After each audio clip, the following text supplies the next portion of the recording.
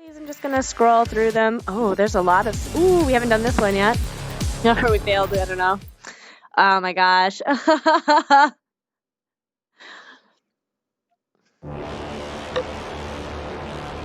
Love when we have a new telenovela. Yeah, exactly.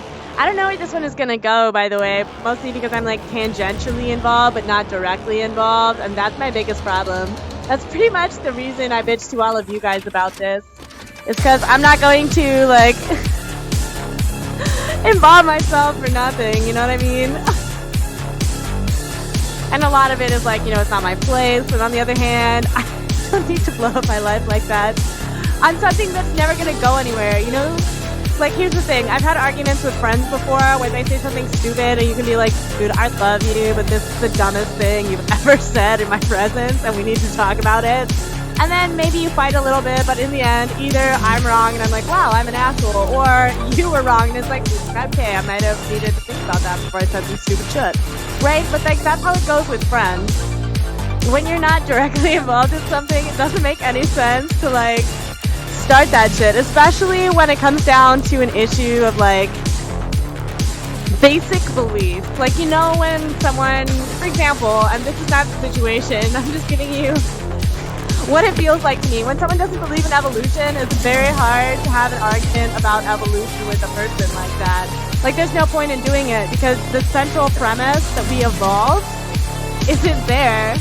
So there's no point in having that conversation. And that drives me mental because, like, at least if you have the same centralized beliefs, you can have a discussion about how that works out, like, in actual fact. But if you can't agree on the basic premise of, like, life itself, then there's no point in having that argument.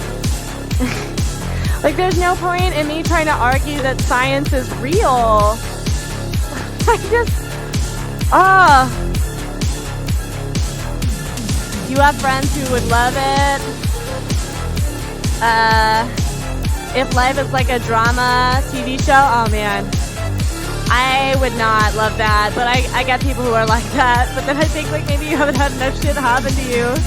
I would not want that. I mean, it's amusing to share with you guys like the garbage that goes on with people, but like it is quite stressful. But I think it's inevitable. I think at some point your life will be dramatic just because you deal with people and people are complex beings. But in any case, yeah, I've had to come to terms with the fact that there's no having an argument with someone who doesn't believe the central tenets of like logic and reason, because you're not going to go anywhere with it.